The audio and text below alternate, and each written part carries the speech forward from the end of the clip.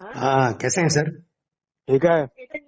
वाह, बहुत आपकी आवाज में बहुत उत्साह दिखता है। गुस्सा तो हरदम ही रहता है, कम नहीं रहता। आहा, आजकल आपकी बल्ले बल्ले है यार। क्या बल्ले जी खुश बल्ले होता यार। है, जी खुश होता है यार। गुस्सा सच में। रहना ही चाहिए ना। हाँ हाँ, रहना ही चाहिए, बिल्कुल आप सही। आप भी तो कल जाके रिजोल्यूट होके आ गए हैं। आ, आ, देखिए, जो अपनी बात हुई कि हाँ, ये चेंज के लिए आप जैसे होटल में जाकर टिक कर आ गए या हाँ, है जैसा भी, तो हाँ, मेरे मन में आपके लिए और मेरे लिए एक समान ही आया हाँ, कि भाई जब मुझे बदलाव की जरूरत होती है तो मैं आपके पास आकर बदलाव महसूस करता हूँ। हाँ, और तो एक घंटे को एक दिन भी कर सकते हैं। हाँ, और आपकी जरूर। तरह और आप भी खुश होते हैं, सब खुश होते हैं। हाँ, और ऐसे ही कुछ परिवार तो और हैं, हाँ, जरूर हैं, जो हाँ, मेरे जाने से अलग खुशी होती है, आपके आने से अलग तरह की खुशी होती है, हाँ, सम्मान सहित। तो हाँ, बस मैं जब अपने बारे में देख रहा था तो मैं इतना ही देख रहा था कि भाई श्रीमती जी साथ रहें हाँ, तो बात जमती है, हाँ, और श्रीमती जी साथ न रहें हाँ, तो बात जमती नहीं। हाँ, जैसे आप जब अज्ञातवास में थे हाँ, तो शारदा जी लगातार आपके साथ थी। हाँ, तो ये एक बड़ा संबल होता है अनजाने में। हाँ, कभी कभी हम इसको इग्नोर भी कर देते हैं कि भाई ये हाँ, संबल हमारे लिए बड़ी पूंजी है। तो अब वो जैसे मेरे साथ तो है कि वो मानेंगी नहीं।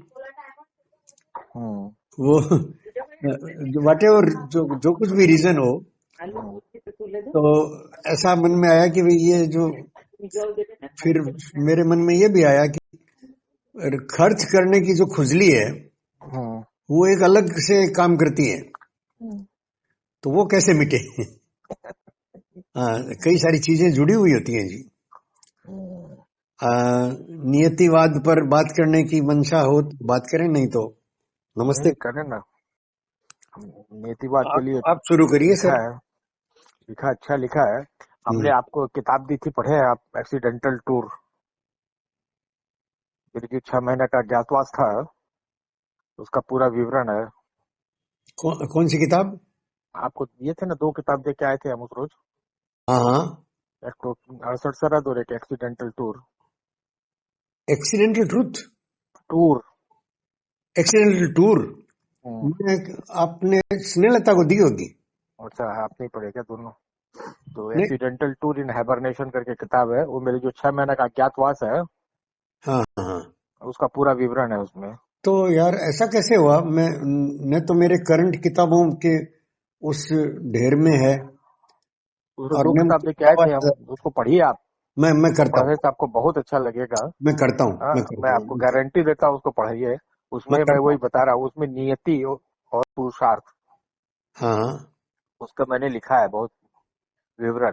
हाँ, तो मैं तो पढ़ता ये हूँ। मेरा भी जो है, हम्म जो ये चीज जो था, हम्म। जो हुआ मेरे साथ और जो गए, और नियति तो थी। हाँ ठीक है ना, जो भी है। हाँ, नियति का ही तो परिणाम था। नियति, मैं उसको नहीं, नियति का नहीं, हम्म। वो परिणाम था अपने किए हुए कर्मों का फल। हाँ, तो वही नियति, तो वही वो प्रारब्ध बोलिए चाहे नियति बोलिए। नहीं नहीं नहीं नहीं नहीं नहीं नहीं नहीं, इस नियति और ये जो नियतिवाद कह रहे हैं ना, हम्म। वो तो बिना कारण और निष्कारण निष्प्रयोजन, ऐसा शब्द प्रयोग किया है उन्होंने। उन्होंने जो, हम जो समझे, हाँ हाँ, जो उन्होंने इतने विस्तार से लिखा और इतना बताया, उसमें है नियति है जो तय हुआ है, तय हुआ हुआ है, वो आपका होगा। देखिए, वो नियति है। अभी जो हमारी जो हम, होना है वो होगा, जो नहीं होना है नहीं होगा, और जब जब होना है तब तब होगा। ठीक है सुरेश जी, आपने अपने टूर के कारण को, नहीं, टूर की एक अलग बात है। मैं आपकी जो अलग हमने बात उस नहीं, किताब को, आप उसी एक पर बात वो चलेंगे। उसी प्रसंग के ऊपर मैं उसको बताया, वही प्रसंग को लेके मैंने भी किताब में नियति और पुरुषार्थ के बारे में लिखा है। तो हाँ, आपने जब ये कहा कि आपकी जो वो टूर थी वो नियति थी, तो मैंने तुरंत कहा कि गलती हो जाएगी। यहाँ अगर मैं हाँ भर देता हूँ हम्म, तो मेरा नुकसान हो जाएगा। हम्म, है ना। आप देखिए, मैं जानता हूं कि आप नाराज नहीं होंगे, क्योंकि इससे पहले और नाराज होने के कई अवसर मैंने आपको दिए हैं। तो वो जैसे मैं अपनी बात कहता हूं कि अभी जैसे मैंने पत्नी के लिए कह दिया कि वो तो जाएगी नहीं, तो ये नियति नहीं है। नहीं, वो ये नियति मेरे नहीं है, ये वो मेरे नियति नहीं है, नियति आपके बस में नहीं है। मैं जो नियतिवाद के नेगेटिव में बोल रहा हूं कि नियति, अगर हमारे कर्मों के फल नियत हैं, इस अर्थ में है, तब तक नियति ठीक है। और मेरे कर्मों के फल को उलांघ कर अगर कोई नियति है तो नियति बनती नहीं है, बल्कि मैं इससे यूं कहूं कि नियम ही नियति है, सृष्टि के नियम ही नियति है, तो ज्यादा ठीक होगा। अब नियम क्या है कि कृत कर्मों का फल बिना भोग के छूटे नहीं, बिना भोग फल के कृत कर्म छूटता नहीं है, ये नियम है। तो नियम के अनुसार जो चले वो नियति। उस अर्थ में नियतिवाद, ये समीकरण जो उन्होंने नियति के स्वर्णिम सूत्र पूरे लिखे हैं, मैं दोबारा पढ़ूंगा सुरेश जी, एक बार। उसमें मैं तो उसको 2 बार पढ़ा हूँ। हाँ जी, मैं तो उसको 2 बार पढ़ा हूँ। हाँ तो ठीक है ना। और मुझे यही डर है, जैसे आपके साथ हुआ, इन जनरल सरलता से हो जाएगा, तो आदमी अपनी तरफ देखने का जो एक भाव बनता है, आपका मेरा सबका ही बनता है, सबका ही बनता है, वो हट जाएगा। जबकि अभी वास्तविकता यह है कि सारा कुछ आदमी के हाथ में है। इस सृष्टि का बचना आदमी का अपना तो है ही, बल्कि बहुत बार मेरा आदमी जो के हाथ में है, तो जो आदमी का पुरुषार्थ, बोलिए, जो आदमी के हाथ में है, जो करेगा वो पुरुषार्थ हुआ, तो क्या पुरुषार्थ नियति पे भारी हो सकता है? दोनों परस्पर रात और दिन की तरह जुड़े हुए हैं। जो आदमी का पुरुषार्थ है वही उसकी नियति बनता है, और जो नियति है, मेरे हिसाब से नियति की जो परिभाषा है जी, उसमें जो हम समझे और जो आप बता रहे हैं उसमें थोड़ा अंतर है जी, क्योंकि नियति आपके हाथ में नहीं है, पुरुषार्थ आपके हाथ में है। उन्होंने यही कहा है, ये जिन सज्जन ने लिखा है, ये मुनि मिठालाल जी, उन्होंने यही कहा है जो आप कह रहे हैं अभी। हाँ, है ना। तो इतनी बात स्पष्ट हुई। हाँ, अब जब हम बात कर रहे हैं तो जैसा मैं देखता हूं वैसा कहूंगा ना। हाँ जी, ठीक है। तो मैं ये देखता हूं कि उन्होंने बिल्कुल निरपेक्ष कर दिया है नियति को। ये जो संपादक है उससे ही मेरी बात हुई, तो उन्होंने भी बेबाक कह दिया, नहीं, नियति कारण और निष्प्रयोजन। तो मैंने कहा ये तो बात नहीं हो सकता है। मैं तुरंत, मेरा मन गया नियति को नियम के साथ जुड़ा हुआ देखा मैंने, कि जो नियम है वही नियति है।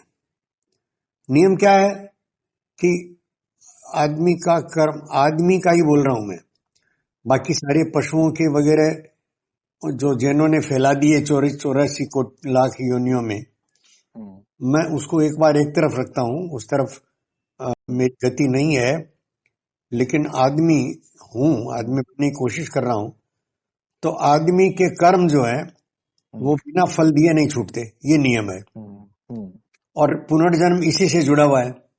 नहीं तो पुनर्जन्म का कोई कारण ही नहीं बनता, पुनर्जन्म का कोई कारण ही नहीं बनता अगर ये नियम न हो।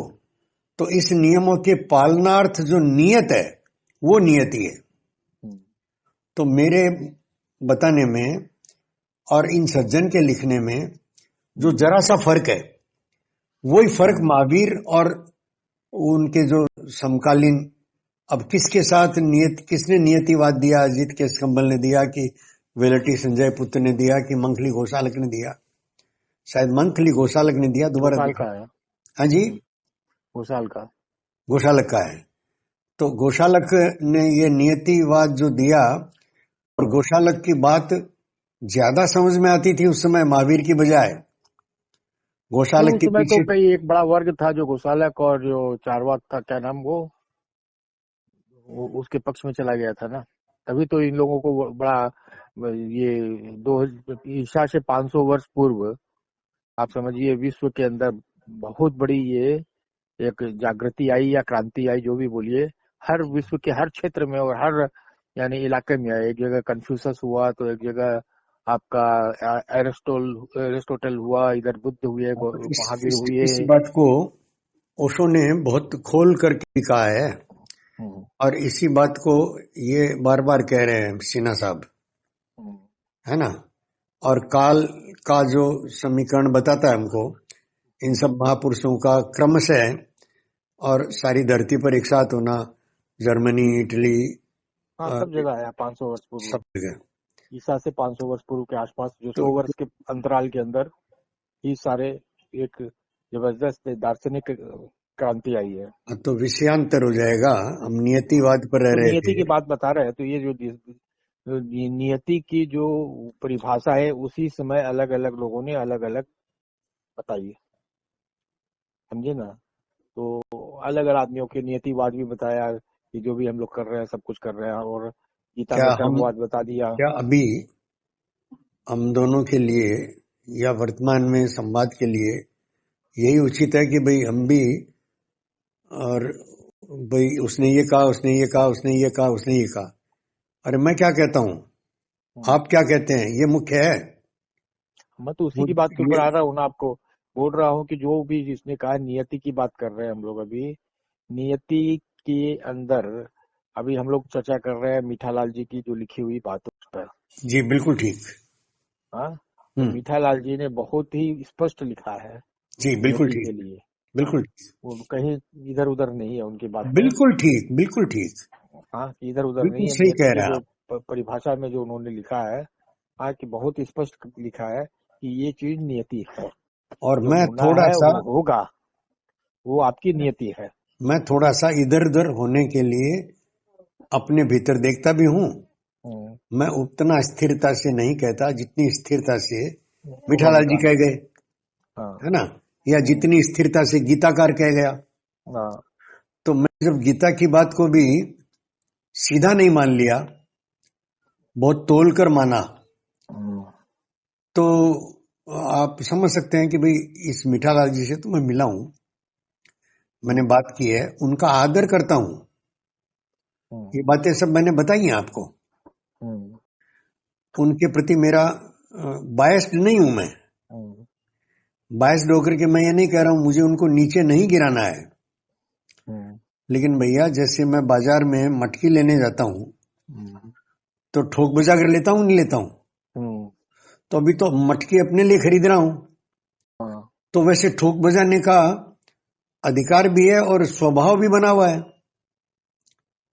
ऐसे ही मेरी बहू रानी की तरह मटकी सुंदर देख के उठा के नहीं ले आता, ठीक है ना।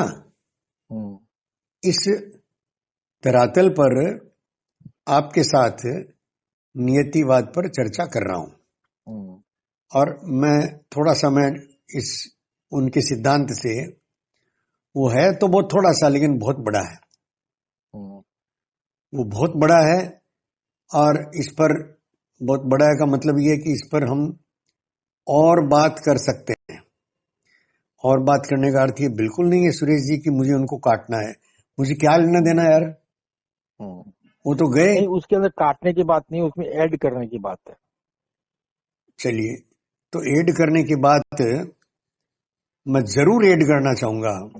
तो आप जैसे को जो समझ में आ रहा है कि आप उनको मीठालाल जी ने जो नियतिवाद बताया उससे उसमें दो बातें और ऐड करना चाहते हैं, जिससे जी जी हाँ कि आपका बात हो। मैं भी उस बात से सहमत हूँ जी, कि वो ये आत्म हुई बात। कर्तव्यवाद जो है उसके साथ ऐड होना ही चाहिए। हाँ जी, बिल्कुल तो ठीक। चाहे आत्म कर्तव्यवाद को चाहे आप किस नाम से भी पुकारे, वो उसको ऐड होगा ही होगा, होगा ही होगा। और इसको मैं और थोड़ा सा खोल के देखता हूँ सुरेश जी, बोलूं ना? ना बोलिएगा। कि तो मैं देखता हूं कि कोई एकाकी नहीं खड़ा होता है। अद्वैतवाद की बजाय विशिष्टाद्वैतवाद या द्वैताद्वैतवाद हम्म, वो ज्यादा ठीक है। हम्म, शंकराचार्य ने जो अद्वैतवाद दे दिया, या अभी ब्रह्म सूत्र में जो अद्वैत की चर्चा चलती है, हम्म, वो अकेला नहीं टिकता। हम्म, इसके सूत्र हमारे उपनिषदों में भी मिलते हैं, हम्म, और वो अकेला टिक नहीं सकता। इसलिए तो एक हम बहुश्याम, हम्म, ये सूत्र चला और विस्तार हो गया, हम्म, प्रकृति फैल गई, और प्रकृति इतनी विस्तारित हो गई कि अब हम मैंने मूल को ढूंढने में ही हमारी हालत नियतिवाद की तरह हो रही है। हम नियति के हाथों में बंद है। हम्म, तो ये, और ये बहुत सरल है। जैसे उस समय मंथली गोशालक के पीछे चलने वालों की संख्या ज्यादा थी, हम्म, वैसे इस नियतिवाद के चक्कर में भटकने वालों की संख्या बढ़ जाएगी, ऐसा बोल रहा हूं मैं। हम्म, अगर यहाँ रणजीत दुगड़ जैसे आदमी भी अगर ठीक संवाद में नहीं आए, संवाद में नहीं है वो भी, कल मैंने कोशिश की उनसे सुबह सुबह बात करने की, हम्म। तो वो अपने उत्साह मुझे में नहीं ही लगता कि रणजीत दुक्कड़ जी का दिमाग में ये जो चीजें ठीक है, उन्होंने लिख दी किताब मिठालाल जी के ये करके अपने संस्मरण या जो भी है, या हाँ, किसी से लिखवा दी, जो भी हाँ। बोलिए आप, मैं कि उनके माथे में इतना दर्शन जो है वो क्लियर है। देखिए, वो व्यक्ति सामान्य से ऊपर है। नहीं ठीक है, सामान्य से ऊपर है तभी तो ये किया है, नहीं तो करता कैसे? हाँ, सामान्य आदमी कैसे कर लेता?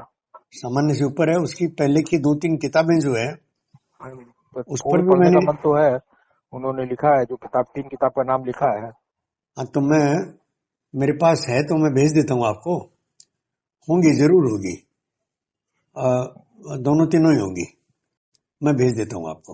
हम्म, और हम फिर बात कर लेंगे, ऐसा करने वाले ही। पर बात करना, मैं समझता हूँ मूल जो है वो आ गया, लेकिन नियतिवाद पर बात इसलिए जरूरी है कि ये, जैसे मैं बात शुरू किया था तो मैं देख रहा था कि आपकी स्वीकृतियां भी बड़ी हो रही है नियतिवाद पर, हम्म, अकारण नियतिवाद पर। हम्म, तो मुझे, मेरा डर जो है वो ज्यादा स्वाभाविक है कि भाई ये फैल गया, बढ़ गया, तो ये तो मुसलमान होने की तरफ बढ़ता है। हम्म, ये वृत्ति जो है ना, हम्म, वो ये बायस बनाती है आदमी को, हम्म। और आदमी को खुला रखना बहुत प्रयत्न पूर्वक मैं ज्ञान देने लग गया हूँ यार सुरेश जी। अब मुझे देखिए, रुकना मेरा जो अपना कहना है ना, उसके अंदर देखिए बहुत स्पष्ट है। मीठालाल जी जी, ने क्या कहा, किसने क्या कहा, उसने इससे नहीं है। जी, मेरा मेरा जो मानना है नियति के साथ ये है, जी। नियति अपने काम करती है, चलती है, मगर हम पुरुषार्थ के ऊपर और आत्म कर्तव्य के ऊपर भी भारी पड़ जाती है नियति, और उस पुरुषार्थ धरा का धरा रह जाता है, नियति ले जाके कहीं पटक देती है आदमी को। हाँ, तो यही यही जो बात आप कह रहे हैं, बात हम इस पर चर्चा कर सकते हैं सुरेश जी। मैं आपकी बात को पूरा नहीं काट रहा हूं, हम्म, मैं भी, लेकिन थोड़ा सा और खुलते ही हम्म, हमारे जो मतभेद हैं वो सहमतियों में बदल सकते हैं। हम्म, ये संवाद की महिमा है कि वो जितना सूक्ष्म होता है, जितना खुलता है, हम्म, उतना एक एक गांठ खुलती जाती है, और गांठ के खुलने पर परस्पर प्रसन्नता बढ़ती है। हम्म, देखिए, अहंकार का टूटना जो है वो दुखदाई होता है, हम्म, लेकिन अहंकार का टूटना वैसे ही दुखदाई है जैसे ऑपरेशन करना, ऑपरेशन शल्य क्रिया करके गांठ को निकालना। हम्म, तो भीतर की ग्रंथियां जन्मों जन्मों से बंधी पड़ी है। हम्म, मैं आपको एक उदाहरण दूं। हम्म, रात को 1:30-2 बजे जब पहली बार किसी मित्र के साथ सत्संग करते हुए जब ये पाया कि जैन दर्शन की मेरी दृढ़ मूल जो मान्यता है कि जड़ चेतन में नहीं बदलता, चेतन जड़ में नहीं बदलता, वो टूटी। हम्म, तो रात 9:30 बजे से शुरू करके 1-1:30 बजे तक तो मैं उनको पास देता गया, हाँ आगे बढ़िए, आगे बढ़िए, आगे बढ़िए, आगे बढ़िए। और वो बार बार मुझे पूछते हैं कि आगे क्या बढ़ूं, आप कोई सवाल ही नहीं पूछ रहे हैं। हम्म। तो मैं, वो भी समझ गए कि नहीं, मैं समझ समझ के बोल रहा हूं उनको। 1:30 बजे मेरे मुंह से निकला, गढ़ ढह रहे हैं, किले ढह रहे हैं। तो वो बैठे कुर्सी पर, मुस्कुराए, बोले क्या बोल गए महाराज, पहली बार तो बोले हो आप और हम समझे नहीं। मैंने कहा भीतर के बने हुए किले ढह रहे हैं, आप तो जारी रखिए। उस टाइम मैंने अपने दूसरे दिन सुबह की टिकट बनी हुई थी, वो फाड़ी थी। आपको बाकी घटना पता है। तो ये मेरे साथ ये सौभाग्य रहा कि मैं नए को स्वीकार करने के लिए मैं तैयार रहा और बह नहीं गया, और बहुत समझ कर और संवाद पूर्वक। सुरेश जी, मैं विवाद में नहीं गया। विवाद में वो जाता है जिसको अपने अहंकार बचाने की फिक्र होती है, जिसको अपना मान सम्मान कि भाई मैं अपनी बात को कैसे नीचे करूं, वो फंसता है। और मुझे वहीं पर डर लगता है कि यार ये अगर जरा सा भी अहंकार आहत हो गया तो संवाद से ही जाएगा। और मेरे पास है ही नहीं सुरेश जी, मैं इतना दयनीय हूं मेरी हालत कि मेरे पास संवाद के लिए आदमी नहीं है यार। अब आदमी नहीं है तो मैं समझौता करूं सुरेश जी के साथ भी और नुकसान करूं अपना भी। सुरेश जी का तो जो होना है सो होगा यार, मेरा कोई ठेका थोड़ी है यार सुरेश जी के साथ। पर मेरा तो नुकसान होता है ना कि मैं अगर हाँ भर देता हूं तो मैं समझ रहा हूं कि आप समझ सकते हैं इस बात को, कोई मुश्किल नहीं है। हाँ ठीक बात है। तो भाई आपके अहंकार को बचाने के लिए मैं अपना नुकसान करूं क्या? तो ये मुझे डर लगता रहता है कि यार ये जाएगा, ये भी जाएगा, संवाद बंद हो जाएगा, संवाद बंद हो जाएगा। जब पहली बार मुझे जरा सा लगा कि मुझे कमेंट करने से ना किया गया है, तो मेरे मन में आया कि यार मुझे कहकर कर देते तो मैं मान जाता, भाई पब्लिक में कमेंट नहीं करना चाहिए मुझे, मैं आसानी से मान जाता, पहले भी मानता रहा हूं। लेकिन मुझे बिना बताए, इसका मतलब कि वो मुझसे बचना चाहते हैं। फिर मैंने संवाद काटा, मैंने कहा यार हट जाओ यहां से, चलेगा नहीं। तो 20-25 दिन मैं रूठा सा रहा, और जब आपने कहा और कहते ही मान गया मैं। देखिए आप समझ रहे हैं सुरेश जी? हाँ कहते ही मान गया मैं कि ठीक है, टेक्निकल भूल कहीं गलती से हुआ होगा कुछ। फोन के साथ हो ही जाता है ना, बहुत बार आप कहते हैं फोन किया और मैं कहता हूं नहीं मिला मुझे, तो हम कोई ज्यादा शक सुबह नहीं करते, उतना नहीं है, इतना टाइम भी नहीं है यार। ये आदमी ने कह दिया, बात खत्म हो गई। और जब बार बार लगता है कि ये बार बार कहकर बार बार डिफाई कर रहा है, अगर मैं बार बार अपना चरित्र बदलता हुआ दिखेगा आपको, तो आप भी कहेंगे कि डल गए ये भी, अब किस काम के हैं। फिर मैं आपके किसी काम का नहीं हूं सुरेश जी, क्योंकि आपके पास तो यार यस मैन की फौज लगी हुई है, देखता हूं मैं आपसे ये पूछना चाहता था कि मैं आपका इंटरव्यू सुनना चाहता था, उस टाइम किसी कारण से नहीं सुन सका। मुख्य कारण शायद मेरा स्वास्थ्य होगा, उस टाइम मैं नींद में पड़ा रह गया हूँगा, है ना। तो मैं उसको वापस आपके फेसबुक पर जाकर के, जो आपका इंटरनेशनल एक इंटरव्यू हुआ है अभी भी हाल में ही 3 दिन पहले ही, उसको मैं सुनना चाहता हूँ कि प्रश्नकर्ता गोयल जो है ना, वो प्रश्नकर्ता सही है, गोयल, अजय गोयल, और उसके चेहरे पर भावभंगिमा में देखता हूं कि वो उत्तर से संतुष्ट नहीं हुआ और अगला प्रश्न उसको लेना पड़ रहा है, क्योंकि वो ये भी देख लेता है कि उत्तर मिलेगा नहीं, तो उत्तर मिलेगा नहीं तो समझदार बच्चे की तरह वो आगे बढ़ जाता है, पास दे देता है। मैं वो पास नहीं देता, मैं कहता हूं पास देने से कोई मतलब नहीं है, कोई हल नहीं है, पास मत दो, वहीं पर चेक करो, जो होता है सो देखेंगे, जो होता है सो देखेंगे। सुरेश जी क्या करेंगे? ठीक बात है।